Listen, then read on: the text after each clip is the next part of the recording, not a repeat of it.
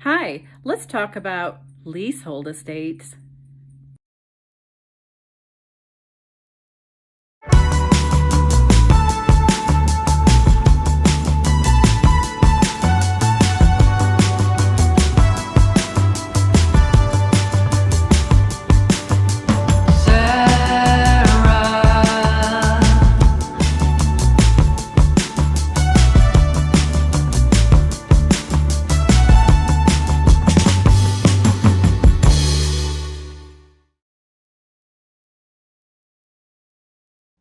Estate.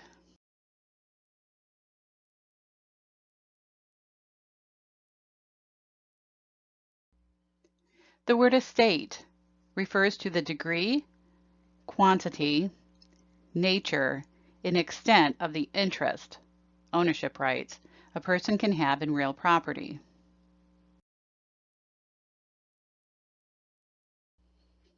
Estates are divided into two groups, freehold and leasehold estates.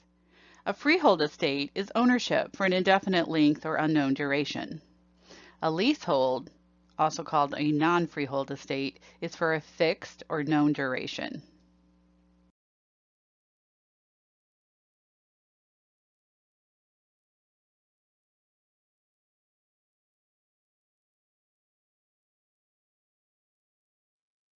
Leasehold. A leasehold estate is an interest in real property for a definite period measured in calendar time. A leasehold estate is commonly referred to as a lease.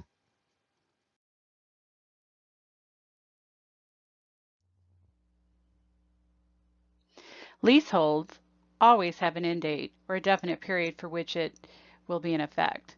This is true even when leases appear to be unending, as it keeps renewing uninterrupted. Leaseholds may be created either in writing or through an oral agreement. Leaseholds involve the lessor giving the lessee either explicit or implicit permission to use the property. Leases for periods longer than 1 year must be written per the statutes of fraud to be enforceable.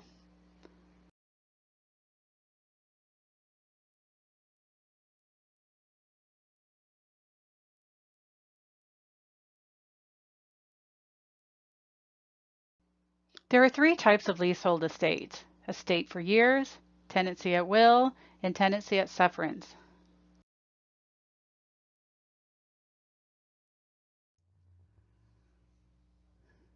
Estate, tenancy for years.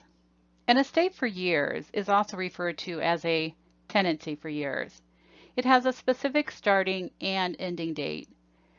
To create an estate for years, this type of lease must be in writing.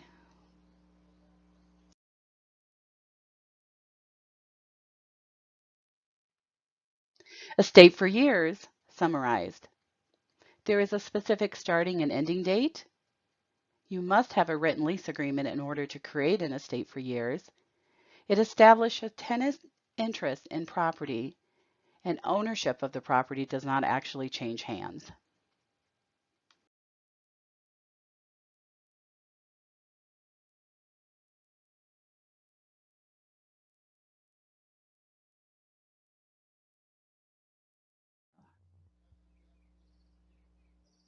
Tenancy at will.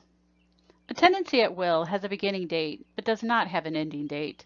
It automatically renews until ended on a week-to-week or month-to-month basis. The end date is to be determined in the future. Proper legal notice must still be provided to end a lease. If it is a week-to-week lease, then the 7-day notice must be provided to terminate the lease. And if it is a month-to-month lease, then a 15-day notice must be provided.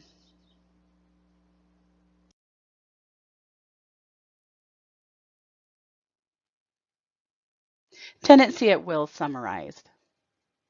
A tenancy at will is a lease agreement with a beginning date but no fixed end date. The tenancy is without a specific term.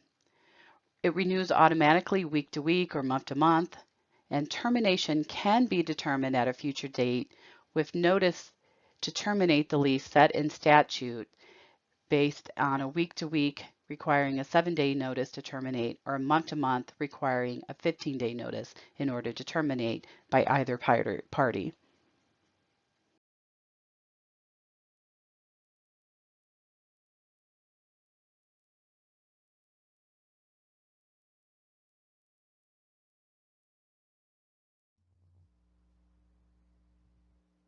Tenancy at sufferance. A lease that has ended, but the tenant has retained possession of the property without the permission of the landlord, is a tenancy at sufferance. This is called a holdover or holding over. A tenancy at will can subsequently be created from a tenancy at sufferance if the landlord provides written consent for the party to remain.